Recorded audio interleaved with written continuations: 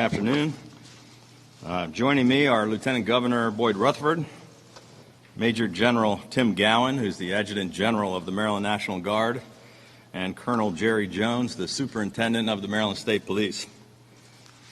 Yesterday, our nation's capital, the seat of our federal government and the heart of our American democracy, came under siege in a heinous and violent assault.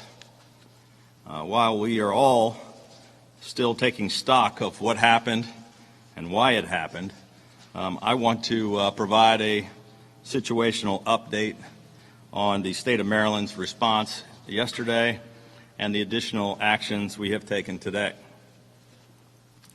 I was in the middle of a video conference yesterday afternoon with the Japanese ambassador to the United States when my chief of staff came in to inform me that the U.S. Capitol was under attack.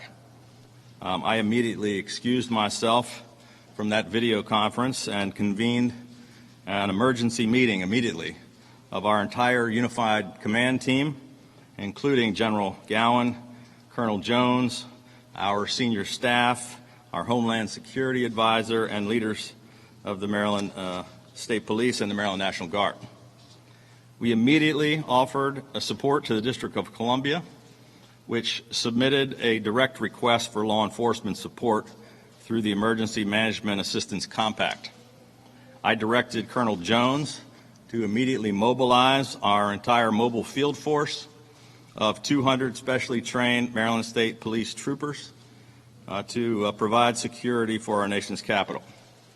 I also instructed General Gowan to immediately call up our initial response force of the Maryland National Guard. Right in the middle of that meeting with our security team, I got a phone call from House Majority Leader Steny Hoyer, who was calling me saying that he and Speaker Pelosi and Senator Schumer were all together in an undisclosed bunker they've been spirited off to, some undisclosed location, that the U.S. Capitol Police was overwhelmed, that there was no federal law enforcement presence, and that the leaders of Congress were pleading with me as the governor of Maryland for assistance from Maryland's National Guard and State Police. I informed Speaker Hoyer and the other leaders that a force of specially trained riot police equipped to respond to civil disturbances, along with members of allied and local law enforcement agencies, were already en route to the Capitol. I also told them that I authorized the mobilization of the Maryland National Guard and that I was ready, willing, and able to immediately deploy them to the Capitol. However, we were repeatedly denied approval to do so. Under federal law, the mayor of the District of Columbia does not have authority over the Guard, and we must receive approval from the Secretary of Defense before we're able to send our Maryland National Guard across the border into the federal city, into the District of Columbia. So we had a little back and forth trying to get that authorization. In the meantime, we did not hesitate. We continued to mobilize and get ready so that if and when we finally got that approval, we could immediately move. Approximately an hour and a half later, I got a call on my cell phone from the Secretary of the Army, Ryan McCarthy, who gave us the authority that we needed to be able to move into the city. The initial contingent of Maryland National Guard members were the first to arrive in Washington from out of state. I just got back from the D.C. Armory, where I had a chance to meet with and thank some of the members of the National Guard for their service on this important mission to protect our nation's capital.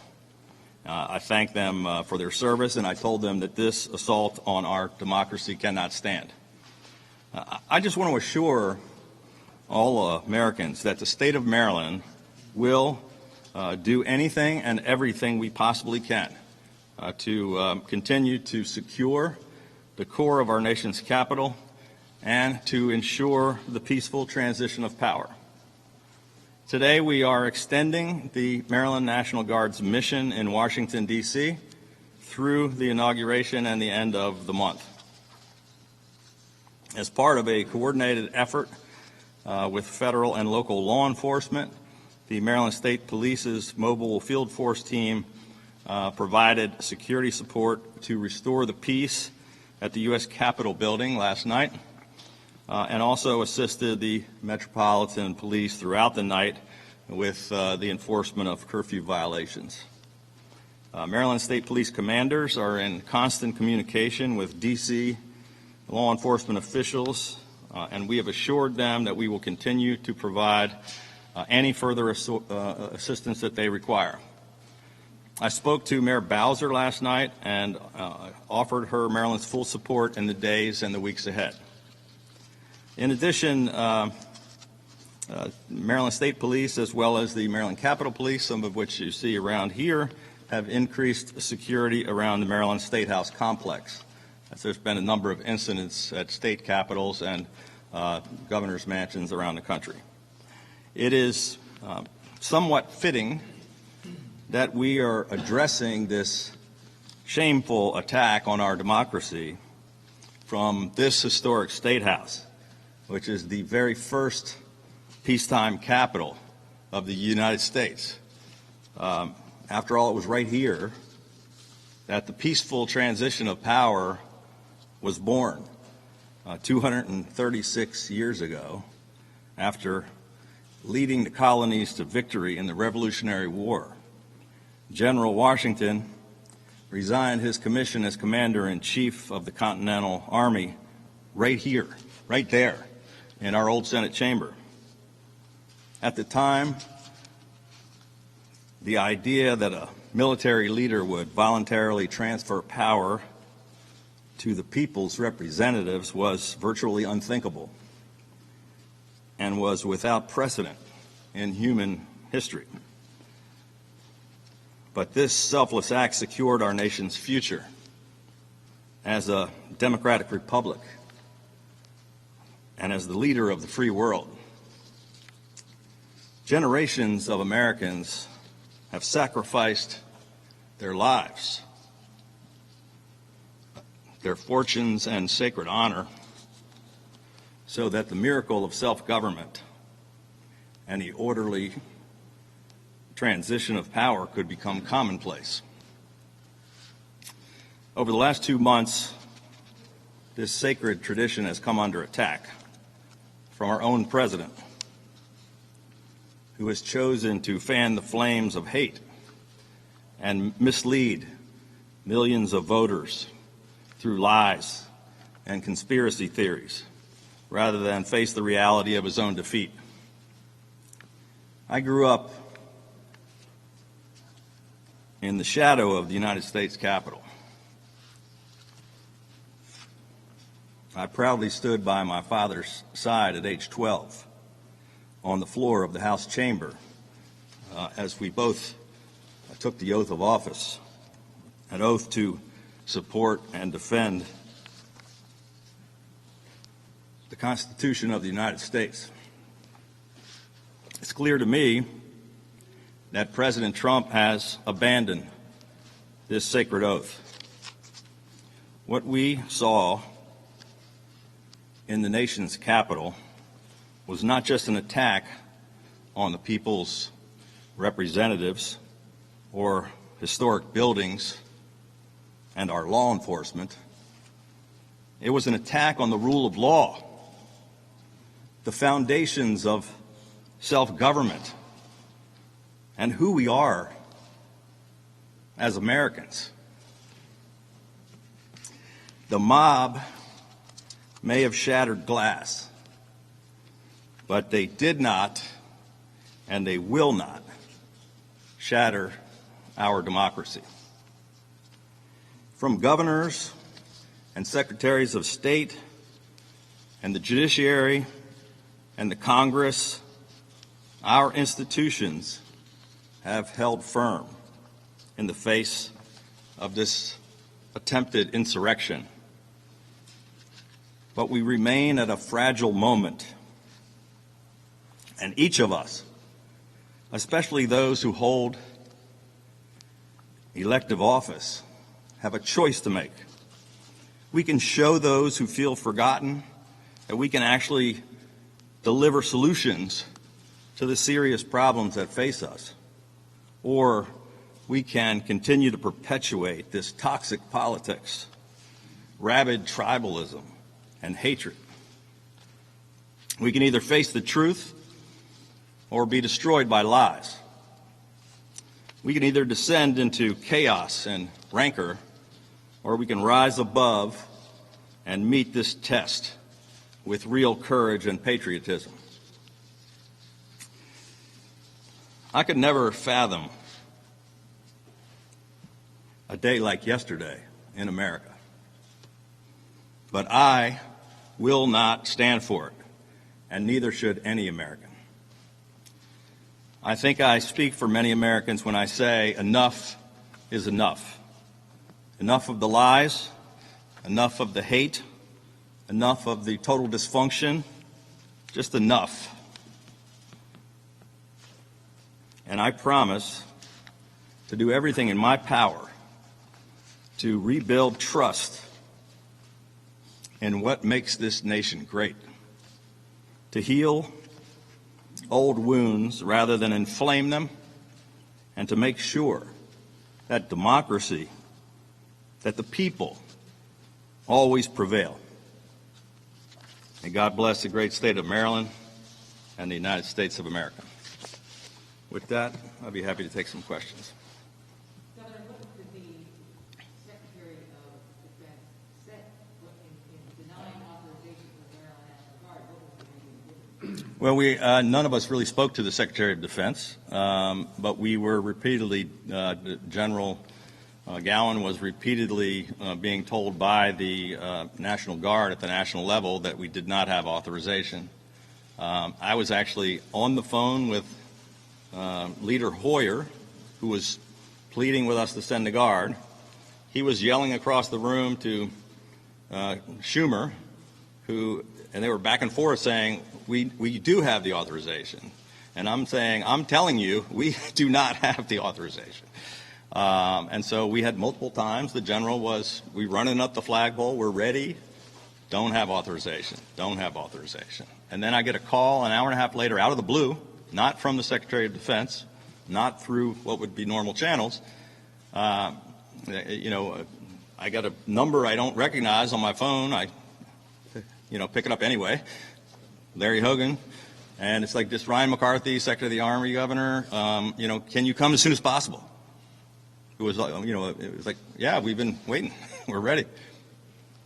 I can't tell you what was going on the other end on the decision-making process. There's been lots of speculation in the media about that, but I'm not privy to what was going on inside the White House or inside the Pentagon. Governor, should the President resign? Should we vote the 25th Amendment? Where are you at with that discussion? Yeah, look, here's where I am. I think there's no question that America would be better off if the President would resign or be removed from office, and if Mike Pence, Vice President of the United States, would conduct a peaceful transition of power over the next 13 days until President Biden is sworn in. Now, how the details of if that's going to happen or how that should happen, I don't know. But I think Vice President Pence, who's a friend and has been for a long time, I have tremendous respect for. I think he did the right thing, stood up for the rule of law, stood up to protect the Constitution. There's speculation that he was involved in finally making the decision about the National Guard. I don't know. But we need leadership right now, and we need to stop all of this craziness. Governor, how many National Guard members and Maryland State Troopers are in Washington now? So we have 500 members of the National Guard right now. We have about 200 Maryland State Police and other allied agencies, but they're actually just outside the city now. They finished their mission last night successfully, and they're communicating they're still mobilized and still ready to provide whatever assistance that the Metropolitan Police or the Capitol Police requests, but we're waiting for the next mission. So they're called up and mobilized, but not taking direct action right now as we speak.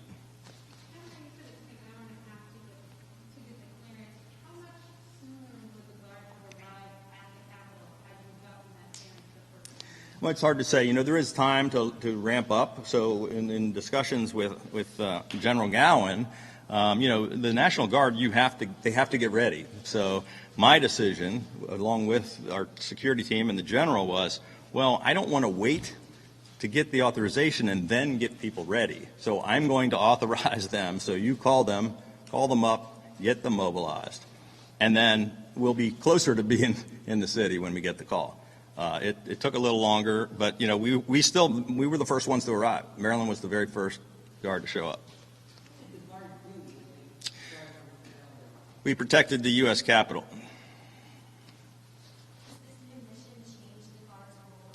And the Library of Congress.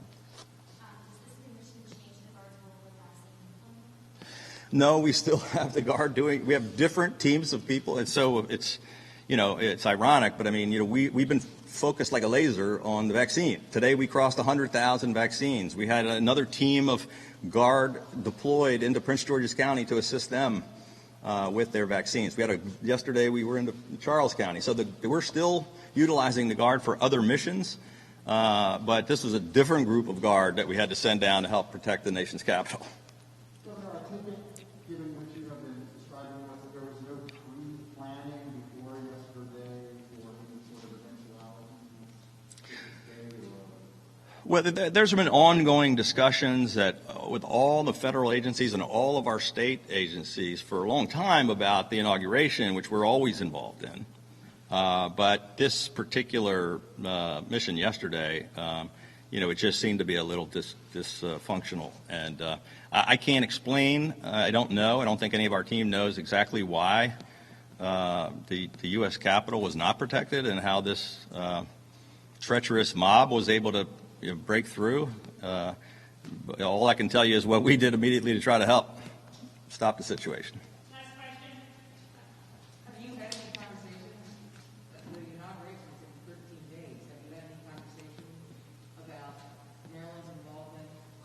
Yeah.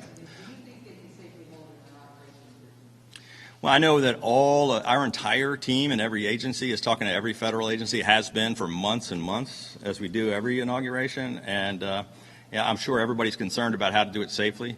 I haven't personally been involved in discussions over the past day or so on inaugural planning, but I know they're continuing to proceed and trying to make sure they can do it in a safe way. It's one of the reasons why we now have, in addition to us, I think we have 5 other states of National Guard. The 6,000 Guard members are now in the city, and they're all planning to be available through the inauguration. It does?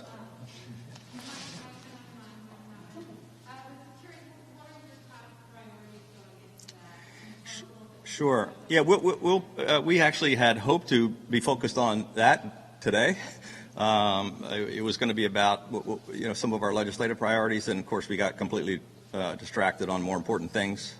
But next week, I think we'll be announcing. Look, our priorities for the session are pretty simple. We're focused on the response to the virus and the recovery of our economy. And we had a great, productive discussion yesterday before all of this happened with the Speaker and the Senate President to talk about. I think we all share the same desire. That the most important priorities are, the struggling Marylanders, struggling businesses, helping people get the assistance they need, providing more economic relief, and continuing to, fight the virus. So that's what we're going to be focused on, and we'll likely have multiple announcements next week to talk about. Yeah. Thank you.